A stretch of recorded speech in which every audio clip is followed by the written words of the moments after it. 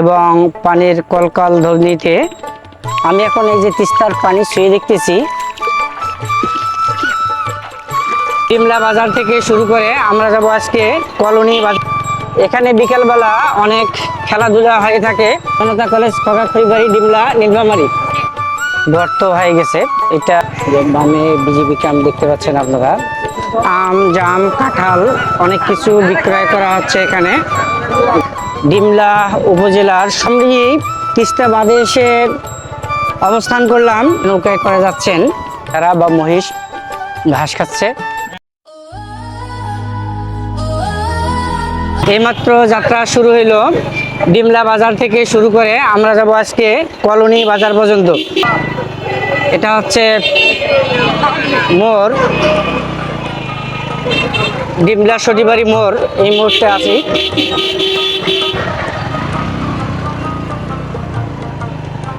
আজকের ডিমলা ভ্রমণে ডিমলা বাজার থেকে কলোনি বাজার পর্যন্ত যতগুলো বাজার আছে সবগুলো আপনাদের সামনে উপস্থাপন করা হবে। আর সাথে আছেন সিয়াম ইসলাম, সাগর এবং আসাম গোলাম রাব্বি। ডিমলা মেডিকেল মোড়। এই ডিমলা মেডিকেল মোড়ে আপনারা কি কেউ কখনো চিকিৎসা নিয়েছেন? যদি নিয়ে থাকেন অবশ্যই কমেন্টে জানাবেন। এই হচ্ছে আমাদের ডিমলা মেডিকেল, বাংলাদেশের প্রত্যন্ত একটা উপজেলা ডিমলা। প্রিয় বন্ধুগণ, কিছুক্ষণের মধ্যেই আমরা ভাটিয়া চৌপতিতে প্রবেশ করতেছি। আপনাদের কারো বাড়ি যদি ভাটিয়া চৌপতিতে থেকে থাকে অবশ্যই কমেন্টে জানাবেন।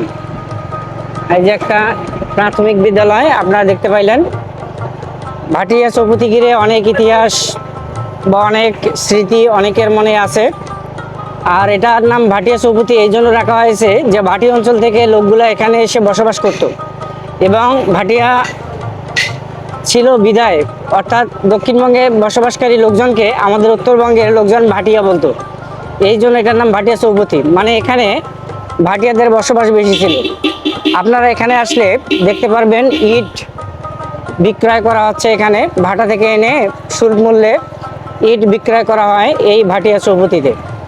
এই ছিল ভাটিয়া চৌপতি এবং ভাটিয়া চৌপতি এখন একটি খুবই আধুনিক ব্যবসা উপযোগী স্থান হিসাবে পরিচিত হয়ে গেছে। এটা আপনারা দেখতে পাচ্ছেন রাস্তার দুই সাইডে ইটের সমারোহ। এখানে পাইকারি ও খুচরা মূল্যে ইট বিক্রয় করা হয়। বিশেষ করে রাইস মিল বা রাইসের আড়ত এই ভাটিয়া চৌপতিতে আছে। প্রিয় বন্ধুগণ, এই মাত্র প্রবেশ করলাম আমরা স্টেডিয়ামে, খগাখড়িবাড়ি স্টেডিয়ামে। এই যে আপনারা দেখতে পাচ্ছেন স্টেডিয়ামের মতো করে তৈরি করা হয়েছে এখানে। এই যে দেখতে পাচ্ছেন খগাখড়িবাড়ি স্টেডিয়াম। এখানে এটাকে হেলিপ্যাডও বলে। এখানে বিকালবেলা অনেক খেলাধুলা হয়ে থাকে এই স্টেডিয়ামের মধ্যে। আপনার বাড়ি যদি খগাখড়িবাড়ি হয় তাহলে অবশ্যই জানাবেন। একটা অনেক প্রাচীন স্থান। আরাফাত রহমান কোকো স্মৃতি ডিমলা উপজেলা আন্তঃ ইউনিয়ন ফুটবল টুর্নামেন্ট এখানে অনুষ্ঠিত হয়ে থাকে। খগাখড়িবাড়ি বাজার। এই যে এখন প্রবেশ করতেছি খগাখড়িবাড়ি বাজারের ভেতর দিক দিয়ে যাচ্ছি। আপনারা কি জানেন যে খগাখড়িবাড়ি বাজার কি বার করে হয়?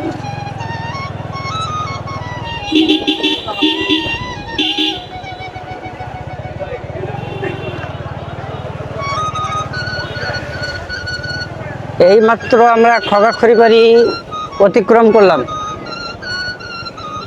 এই যে মাজার শরীফ দেখতে পেলেন আপনারা, এবং খগাখড়িবাড়ির সাথেই সুন্দর দৃষ্টিনন্দন একটা মাজার।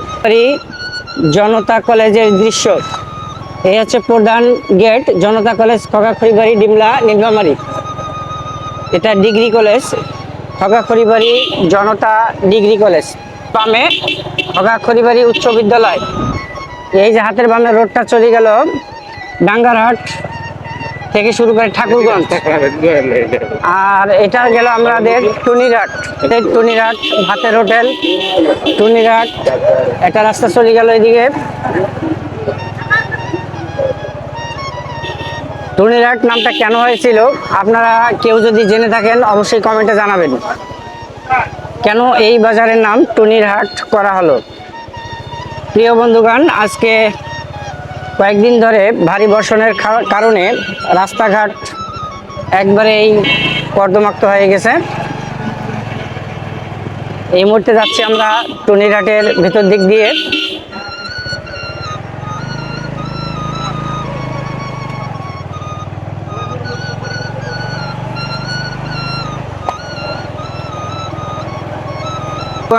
এইমাত্র সামনে আমাদের একটা সুন্দর দৃষ্টিনন্দন ব্রিজ আপনাদের অবলোকন করাতে যাচ্ছি। এই যে দেখতে পাচ্ছেন ব্রিজটা, এটা ব্রিজের নাম কি আপনারা অবশ্যই কমেন্টে জানাবেন। আর হাতের ডানেই সুন্দর একটা শিক্ষা প্রতিষ্ঠান দেখা যাচ্ছে, অনেক বড় বিশাল gate, Baharpur technical business management school. এই ব্রিজের কাজ চলমান। এই যে দেখতে পাচ্ছেন আপনারা, বাজার হইতে শুরু করে কলোনি পর্যন্ত জার্নিতে আমরা একটা ব্রিজের মাঝখানে এসে পৌঁছলাম। দেখতে পাচ্ছেন ব্রিজেরটার কাজ চলমান আছে। আমার পিছনে অনেক বড় গর্ত হয়ে গেছে। এটা জায়গার নাম কি আমি সঠিক বলতে পারতেছি না। আপনারা কেউ যদি এই জায়গাটার নাম জানেন অবশ্যই জানাবেন। ডাইনের রাস্তাটা দিয়ে আমরা কলোনি ঢুকবো। আর এখানে লেখা আছে বর্ডার গার্ড। সাতনাই কলোনি বাজার প্রবেশ করতেছি।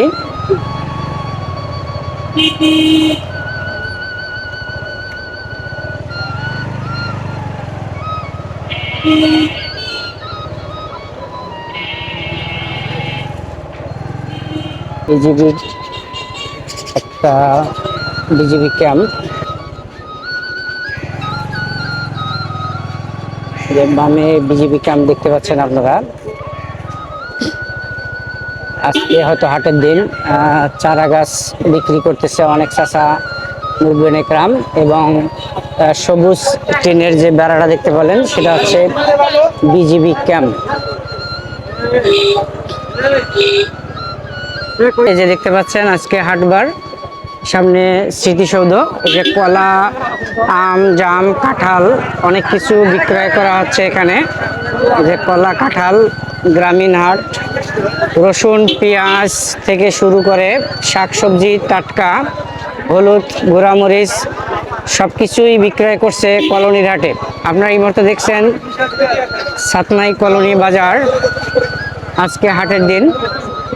এই যে আনারস এখানে নিয়ে আসে বিক্রয় করতেছে, পাট শাক, আম ইত্যাদি অনেক কিছু এই বাংলাদেশের বর্ডার এলাকা হাটের।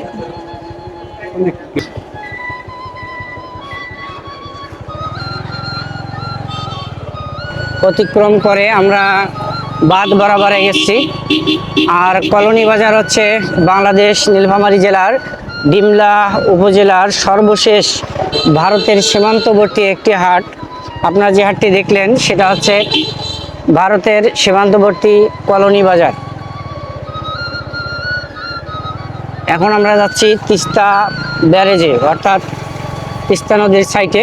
আর যেগুলো দেখতে পাচ্ছেন নিচে শুকাতে দিয়েছে, এগুলো হচ্ছে কাশফুল, বা এগুলো দিয়ে বিশেষ করে ঝাড়ু বানানো হয়। এই হচ্ছে আমাদের ডিমলা উপজেলার সর্বশেষ গ্রাম। এরপরেই তিস্তা নদী, তারপরে হচ্ছে বাঁধ, ইন্ডিয়ার বর্ডার। এই এখন আমরা কিছুক্ষণের মধ্যে বাঁধের মধ্যে উঠবো।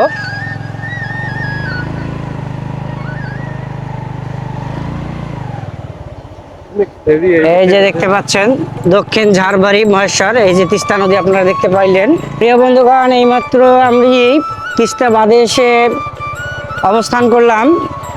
আপনারা দেখতে পাচ্ছেন ডিমলা উপজেলার সর্বশেষ গ্রাম সাতনাই কলোনি বাজার সংলগ্ন বাংলাদেশের সর্বশেষ গ্রাম।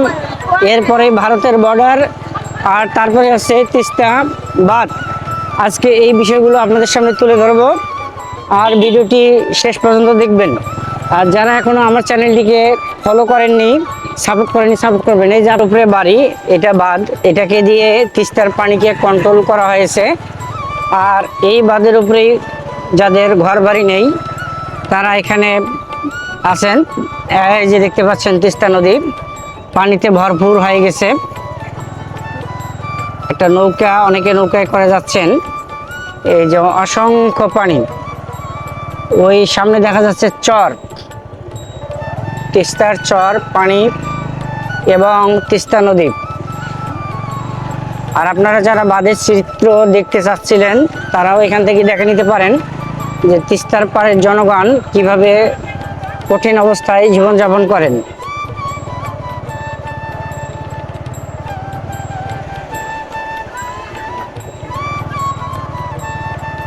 এই যে পানি আপনারা দেখতে পাচ্ছেন, বাঁধ প্রায় সুই সুই করছে পানি।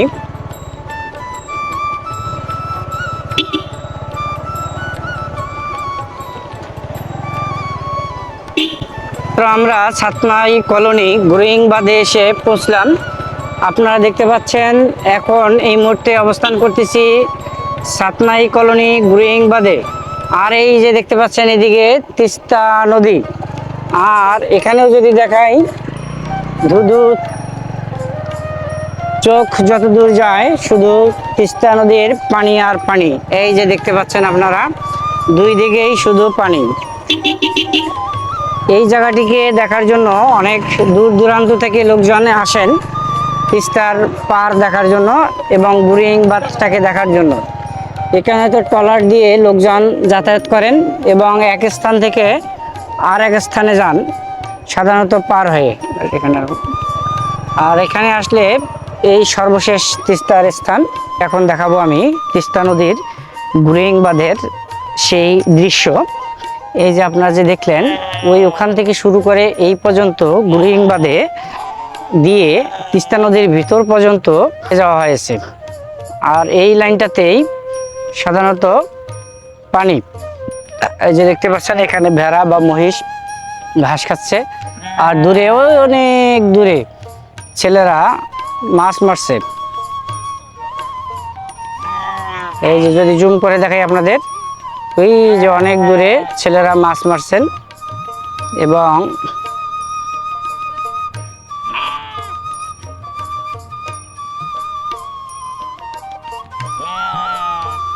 সকলকে আমন্ত্রণ জানাচ্ছি আমার চ্যানেলের পক্ষ থেকে, ইউনুস আমিন এক্সপ্লোরার। আপনারা দেখতে পাচ্ছেন আমি আপনাদেরকে ডিমলা থানার অন্তর্গত ডিমলা বাজারের ভেতর দিক দিয়ে শুরু করে ভাটিয়া চৌপতি, খগা খড়িবাড়ি, টুনিরহাট এবং ছাতনাই কলোনি পার হয়ে আপনাদেরকে নিয়ে এসেছি আমি তিস্তার সেই দৃশ্য দেখার জন্য। আপনারা দেখতে পাচ্ছেন আমার পিছনে তিস্তার সেই দৃশ্য। আর এখানে দেখতে পাচ্ছেন একটা ডিঙ্গি নৌকা বাঁধা আছে। আর আমার পিছনেই এই যে একটা মাস্তুল দেখতে পাচ্ছেন, এটাকে কি বলে জানি না, আপনারা জানলে অবশ্যই জানাবেন। আর এখানে একটা নৌকা বাঁধা আছে। এখান দিয়ে হয়তো সামনেই কালীগঞ্জ, তুষভান্ডার বা ভারতের চিত্র আপনারা দেখতে পারবেন। এই বেশ কয়েকদিন ধরে তিস্তা নদীর পানি ব্যাপক আকার ধারণ করে বয়ে চলেছে। তিস্তার ভয়াবহতা ব্যাপক। তিস্তার পাশে যাদের বাড়িঘর বা বসত বাড়ি, অনেকের বাড়িঘর ভেঙে গেছে, তারা আশ্রয় নিয়েছেন উঁচু ভূমিতে। আর আপনারা আমার পিছনে দেখতে পাচ্ছেন এই যে তিস্তার গ্রোয়িং বাঁধ। এখন আপনাদেরকে তিস্তা নদীর বিস্তারিত দৃশ্য তুলে ধরব। আর যাদের বাড়ি কলোনি, ঠাকুরগঞ্জ বা ডিমলায়, এই ডিমলা ব্লকটাতে, তাদের অবশ্যই সাড়া বা রেসপন্স কামনা করছি।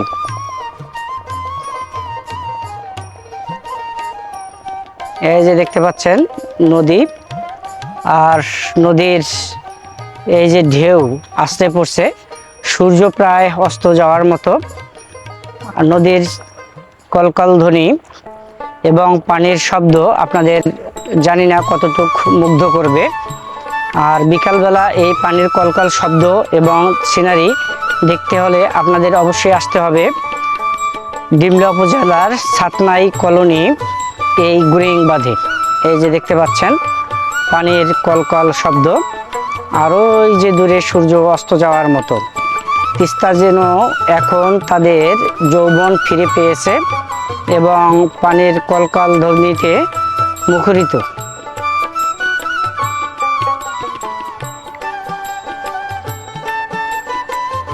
বন্ধুগণ, তিস্তার পাড়ে এসেছি আর তিস্তার পানি ছুঁয়ে দেখবো না তা তো হয় না।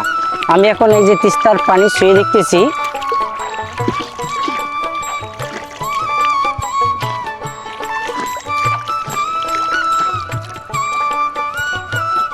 পানিটা ঠান্ডা আছে কিন্তু অপরিষ্কার। এই যে বালুতে ভরা, পানিটা বালুতে ভরা, অপরিষ্কার অপরিচ্ছন্ন। কিন্তু এখন ব্যাপক মাছ পাওয়া যাচ্ছে এই তিস্তা নদীতে।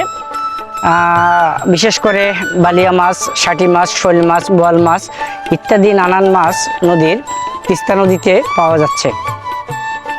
সকালবেলা আসলে হয়তো এই মাছগুলো আপনারা দেখতে পারতেন। আর এই যে একটা ডিঙ্গি নৌকা এখানে বাঁধা আছে, আরও ওই যে দূরে আরেকটা ডিঙ্গি নৌকা আপনারা দেখতে পাইলেন। প্রিয় বন্ধুগণ, আজকের ভ্লগ ভিডিওটা এই পর্যন্তই শেষ করে আপনাদের সামনে বিদায় নিচ্ছি। আমি ইউনুস আমিন। যদি ভিডিওটাকে ভালো লেগে থাকে অবশ্যই একটা লাইক, কমেন্ট, শেয়ার করবেন। আর ইউটিউব থেকে দেখে থাকলে অবশ্যই চ্যানেলটাকে সাবস্ক্রাইব করবেন। আর ফেসবুক পেজ থেকে দেখে থাকলে পেজটাকে ফলো দিয়ে পাশে থাকার সুদূর আমন্ত্রণ রইল। আজকে এখানেই বিদায় নিচ্ছি। আমি ইউনুস আমিন।